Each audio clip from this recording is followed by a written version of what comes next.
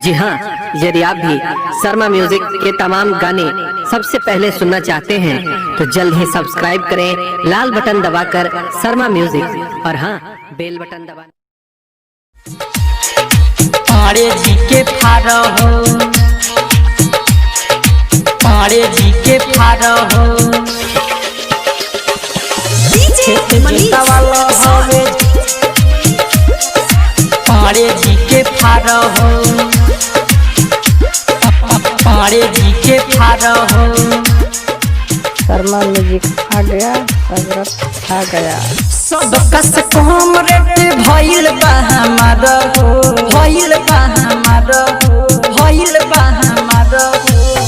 सब कस कम रेट भइल बा हमार हो, हमार हो। खेत जोता वाला हवे जादू जी के फारा हो, खेत जोता वाला हवे साहा जी के फारा हो। करबू ना शिकायत बोलैबू बारे बार हो, बोलैबू बारे बार हो। करबू ना शिकायत बोलैबू बारे बार हो। खेत जोता वाला हवे जादू जी के फारा हो, कादो करा वाला हवे साहा जी के फारा हो। खेत जोता वाला हवे जादू जी के फारा हो,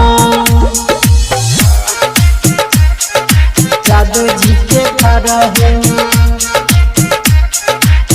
खेत जोता वाला हवे जादू जी के फारा हो। RVS रिकॉर्डिंग स्टूडियो सिमरिया चौक। खेत जोता वाला हवे जादू जी के फारा हो।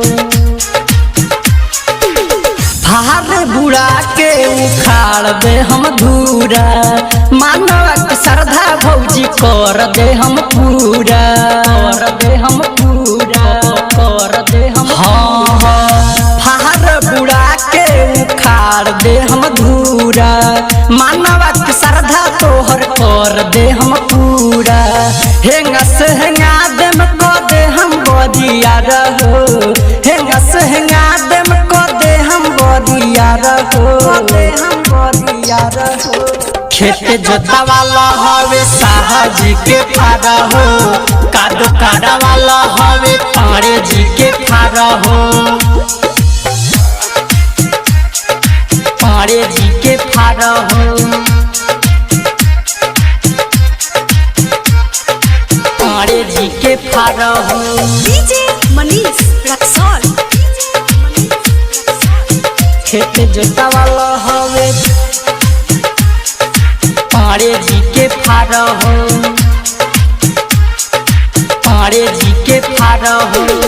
कोहरजन विकास हवे सुपर डाइवर हो, मौका के फायदा उठाल रात भर हो, उठाल रात। अरे सुनो ये भौजी, हाँ हाँ डीजे विकास हवे सुपर डाइवर हो, मौका के फायदा उठावो जबर हो। सच सच कहे रहा मानो ठिकादार हो, सच सच कहे श्याम सुंदर ठिकादार हो, सुंदर ठिकादार हो। खेत जोता वाला हवे साहा जी के फारा हो, कादो करा वाला हवे जादू जी के फारा हो।